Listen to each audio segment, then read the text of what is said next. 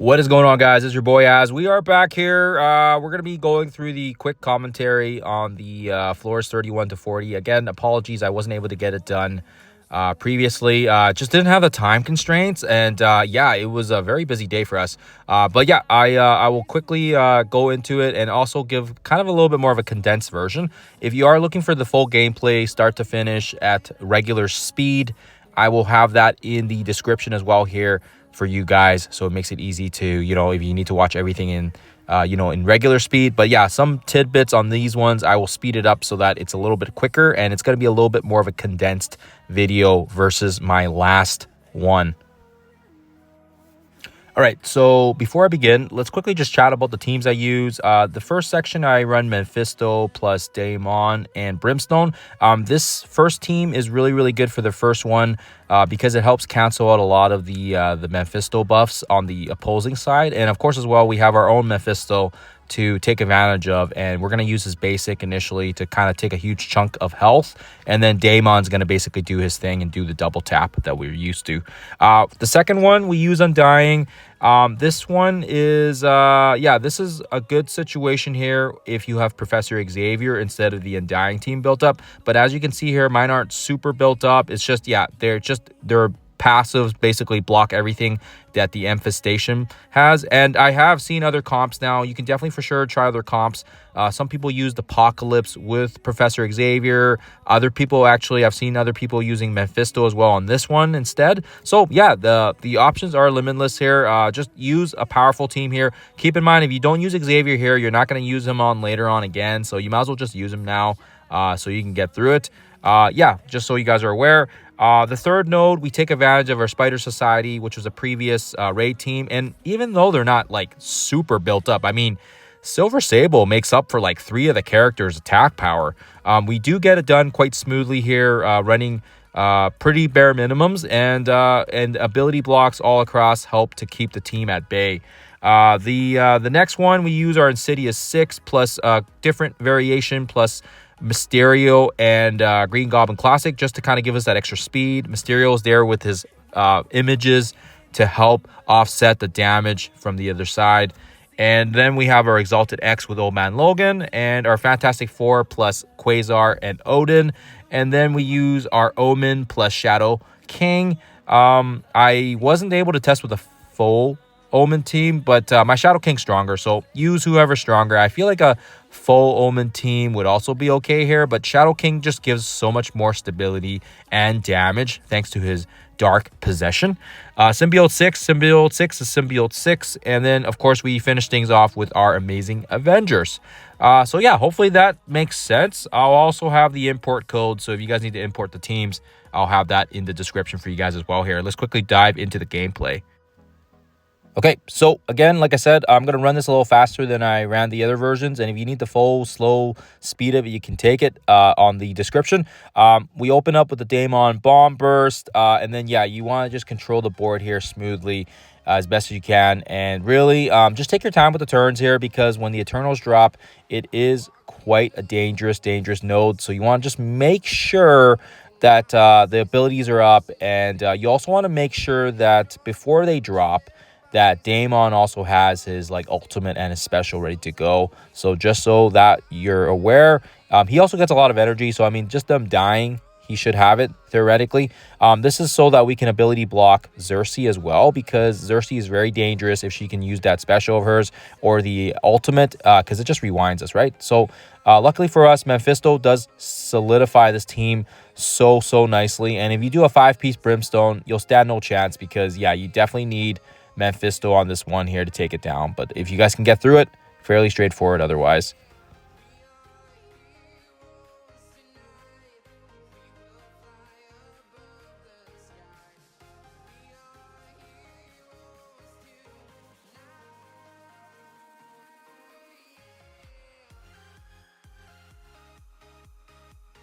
All right, so as I already said, the Undying team makes pretty short work of this node. And if you don't have the Undying team, I do have footage. I'll link in the description as well that has the Professor Xavier example that I use with the Fantastic Four. You don't need to use the Fantastic Four with them. You can probably use another team comp. I didn't have the time for it. I'm sure you can test around and work something else But as you see here, you kind of just get the initial attacks here from the Undying. And then once they get going, honestly, you could literally hit auto. What I try to do is I try to focus on Big Time Spidey because he's kind of the one that takes away the energy. And once you get him ability blocked, Hilla's going to spread it. The Gregs just help with the speed rewind. And honestly, from that point on, it's smooth sailing. Now, even though our team is only about 5 mil, you'll see that, yeah, they control this node so well because they cancel all the speed. They have all the negatives. They have the rewind. Yeah, and if there's anything to note here, you want to save your Hellas Disruption when stature drops on the second wave. I mean, really, even if you use the special, it's not going to really mess anything up. It's just, yeah, this node is very, very built for fodder, basically, for the Undying team, and the Undying just smash it out of the park. So you guys shouldn't have too many issues here if your Undying is built up. If it's not built up, there's other variations you can use, like with Professor Xavier and Apocalypse and Mephisto as well here. Use those crazy mythics you have because you're not going to be able to use them later on, so you might as well use them on this section. Other than that, I will leave the commentary from here, and I'll see you guys in the next cell.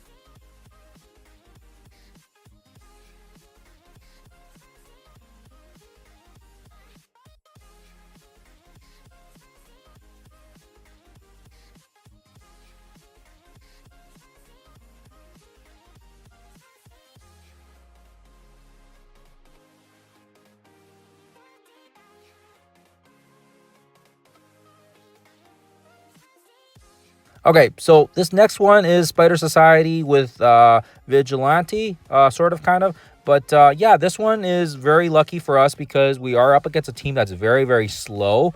And once I get the initial setup here, then we'll speed up the footage. But you're going to initially want to just hit Absorbing Man so we can kind of get some damage in and kind of get some of that taunt off. And then from that point on, the most important thing is ensuring that you can kind of control some of the big players here, which is like the reworked characters like Mr. Negative.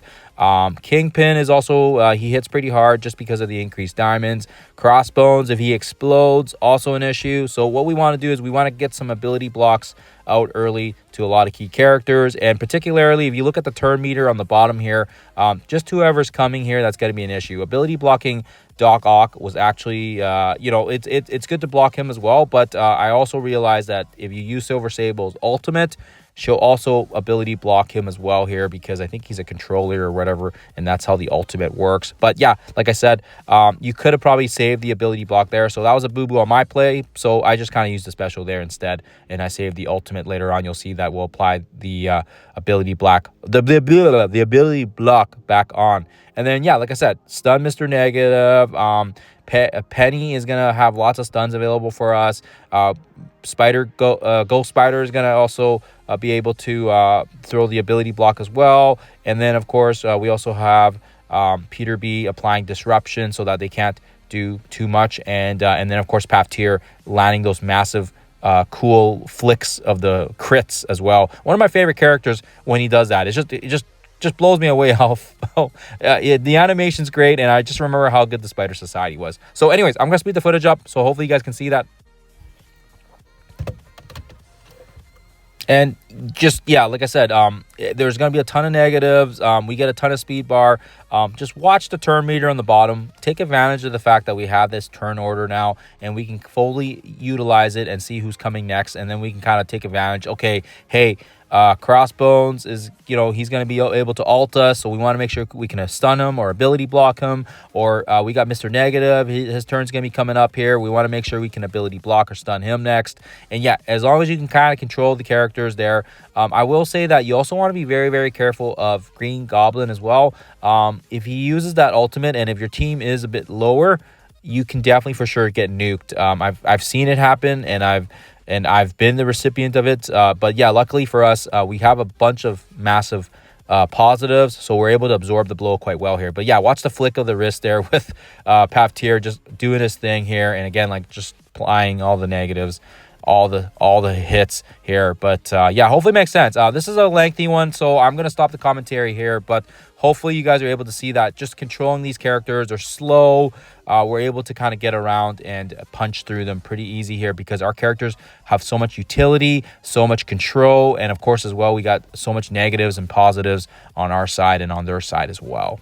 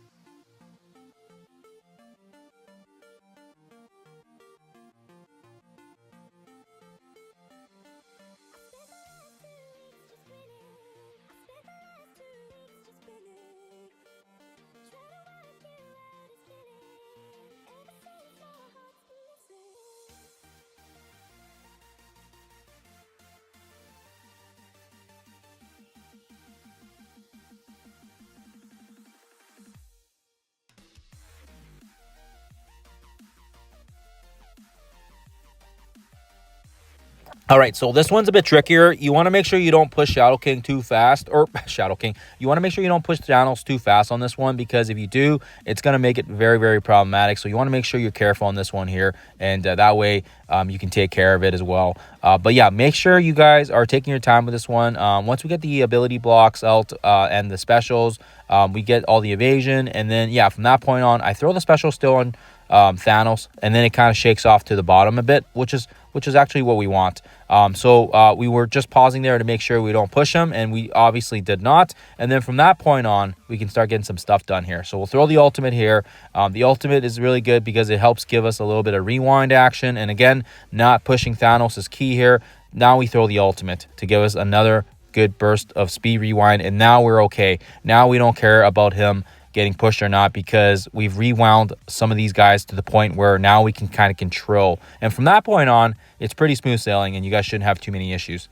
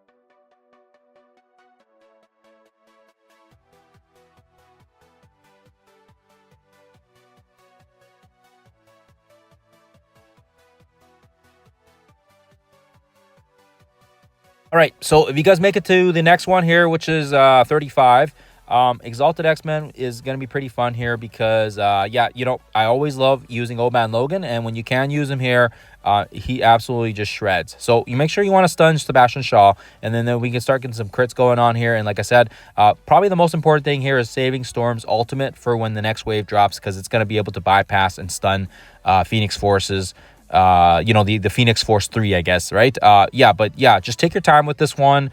And you also want to make sure that, like I said, you want to make sure you can control that Sebastian Shaw. He is quite dangerous. And then, once Old Man Logan gets that special and the ultimate going and he gets all the bleeds going, he becomes unstoppable, right? So you want to make sure you guys are able to get that across. And then from that point on, like I said, it should be pretty smooth sailing here. Get the kills when you can here because you can fill the speed bar thanks to Jubilee's passive. And of course as well, we also try to push Quicksilver as well, so that way he can bring out Scarlet Witch, because again, the more characters that we can kill off here, the more speed bar we can get, and this is kind of the purpose. And I do believe that the next wave drops when there's one or less, so just make sure you guys keep that in mind as well. But like I said, once Old Man Logan gets going, he doesn't stop, right? He just becomes unstoppable, and it really does become almost impossible for these guys to stop him once he gets enough steam. And when the next wave drops, just like I said, just throw the Storm ult, and everything else will be smooth and dandy. Take care of Magneto first, and then you can go after Phoenix, and then leave Omega Red last.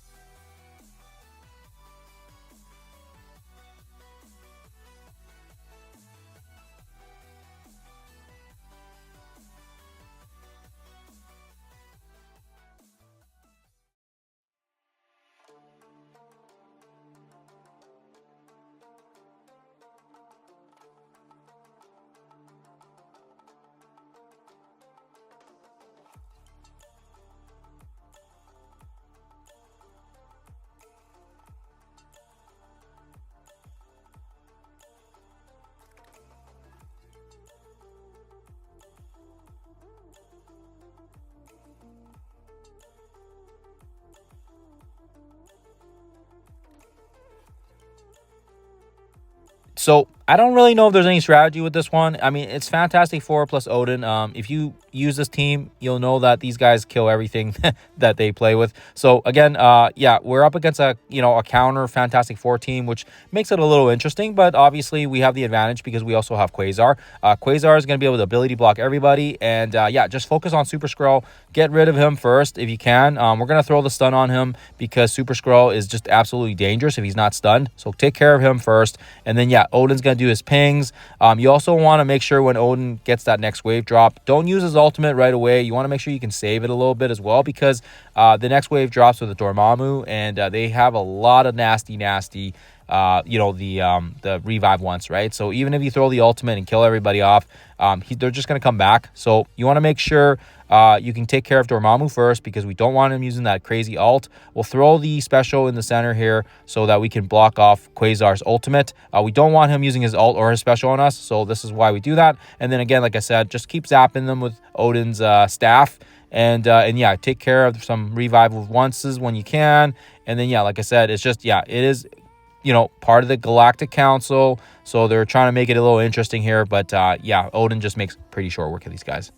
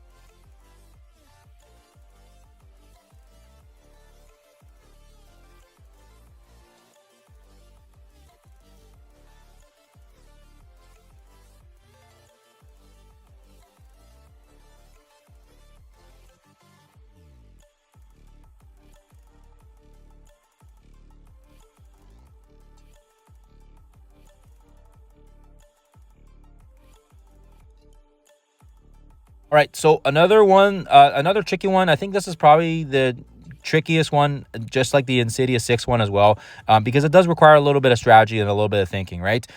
We can't kill Panda Pool unless Deadpool, and I think Deadpool needs to be dead, and I also think that Gwenpool, right? She also needs to die as well. If you don't kill off Gwenpool, Panda does not die, right? He stays alive forever, and you also need to make sure he's ability blocked. If he's not ability blocked, he uses that crazy, I forget if it's a special or the ultimate, but it gives everybody safeguard, and it's an absolute killer. It absolutely is annoying. So unfortunately, yeah, that's just the way it goes. We throw the ability block, or we try to. Next wave drops when there's 2 or less, so keep that in mind. And again, now we have Deadpool, we have Gwenpool, and it looks like it's a mess here, but we saved the ultimate from Shadow King, which is why we have him here. And then from that point on, yeah, we'll throw the ultimate here from Surfer Breaker because we saved it as well here. We didn't use it. And then, yeah, and then you just want to take your, take your time with it. We need to take care of Squirrel Girl and Jeff, because you don't want Squirrel Girl healing, and you also don't want Jeff ulting us again. So we try to focus on Jeff first, because if Jeff takes one turn and uses that ult, we are absolutely dead. Or special, I guess. The special will strip all our positives and just absolutely kill us. So we, as you guys see here, we focus literally everything between him and Squirrel Girl, because Squirrel Girl shouldn't be able to heal. And if Jeff doesn't take a turn, then we've pretty much got this one in the bag. So again, like I said, you need to make sure you kill off the pools, I think, before you kill off Panda Pool. Otherwise, he just doesn't die. I think it's just part of his passive. If you go right for Panda Pool, you're going to realize that, and he's just going to survive everything. So hopefully that makes sense. Again, the full speed of this is in the link in the description if you guys need to see it slower, but that is pretty much the strategy behind it. Okay, so the last one, or no, the next one, I guess, Symbiote 6, fairly straightforward. I don't really think it's tricky for anybody. You just got to make sure you watch the cooldowns and throw the special up at the start, and then everything will kind of get going for you. And yeah, I mean, the Winter Guard's a very slow team, so it's also nice because you can just kind of see how crazy our turn meter just racks up here. And again, you're not going to be able to get through the safeguard, so just start plowing everything through it.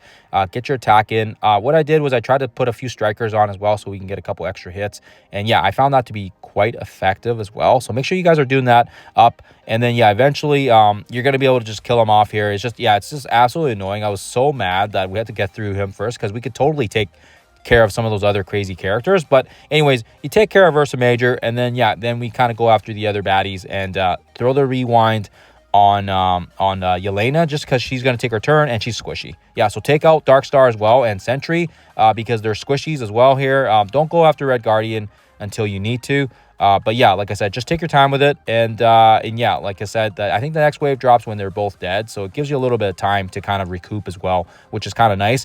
And then, yeah, once the next wave drops, also very straightforward. We go for Victoria Han first because she's kind of the healer, and we try to ability block her, but her resistance is super high. But that's okay. And then, yeah, once we take care of Victoria Han, we can kind of go after Taskmaster and Songbird because they're kind of squishy as well. Try to leave Hyperion last because he's kind of beefy. Or try to leave Ghost or him last because, yeah, they're just, like I said, they're pretty beefy. Throw the special there for rewind. And like I said, pretty straightforward here. You can see we're taking like a million turns. And really push these guys as much as you can here. And you should be able to get through it pretty smoothly.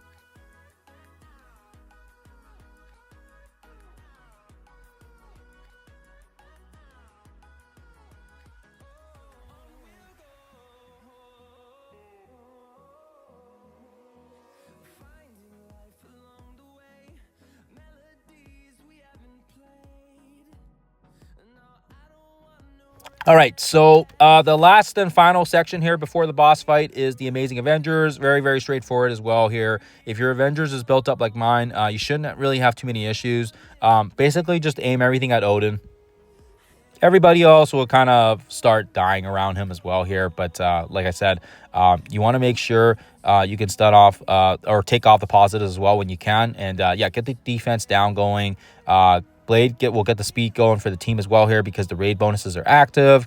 And yeah, you shouldn't really get too much issues if your teams are built. I'm still running 3 stars on my Julia and on my Spider.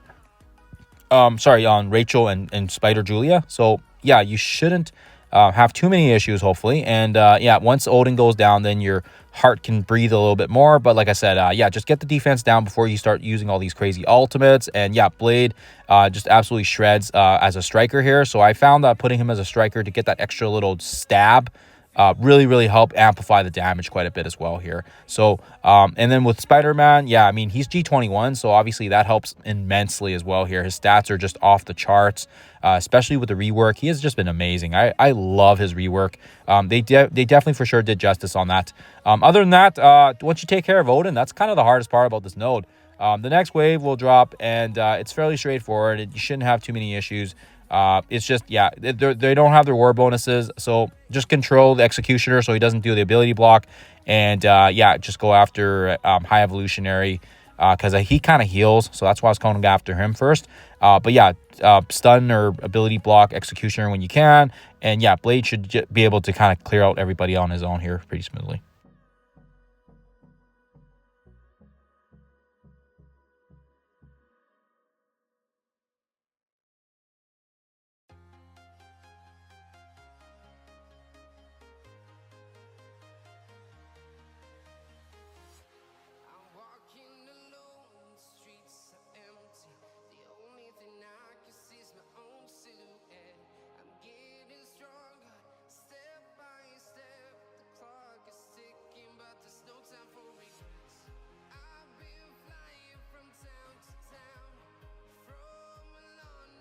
Okay, we made it. We're at the end, and you guys will see here that it is a very straightforward boss fight. Just go after Oath first because Scorpion Breaker's kind of annoying. He stealths himself.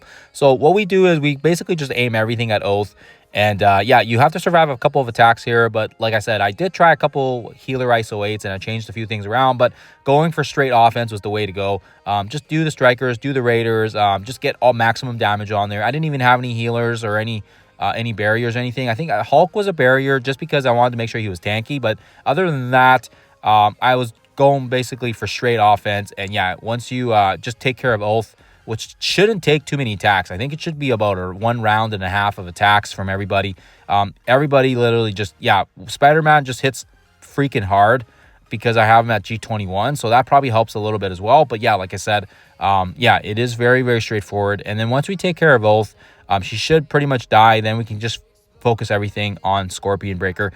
Some people have said that the Exalted works better as well because you're killing off mobs and you're filling the speed bar thanks to Jubilee's passive. So that may be a potential option as well if your Amazing Avengers isn't built up as far as mine. But yeah, it is very straightforward. I think just don't go after, like I said, don't go after Scorpion because it just seems a little, you know, he just stealths and he's kind of annoying just because of his passive. I think he throws a stealth on himself. Or is that maybe something new? I'm not 100% sure. But either way, like I said, if you are having issues with this one, try using your Exalted X-Men instead, and you can kill off the mobs and get the speed bar going for the whole team. But yeah, just know that these guys do hit pretty hard here. Just keep that Blade revive on hand when he does take out somebody, and then it'll just kind of help. Or heal up, or I don't know. Yeah, it's very straightforward. I think it took me about 2 tries to get this one here. I tried once, and then I realized, oh, okay, need to go offense instead of heals. And then yeah, there we go. We're able to get it done here pretty smoothly. He drops pretty fast here because we hit pretty hard. So hopefully the condensed video was better. About half the time that it took for my other one. So hopefully you guys are able to get through it. Let me know in the comments below if you guys were able to, get through it as well. And other than that, I'll see you guys in the next one.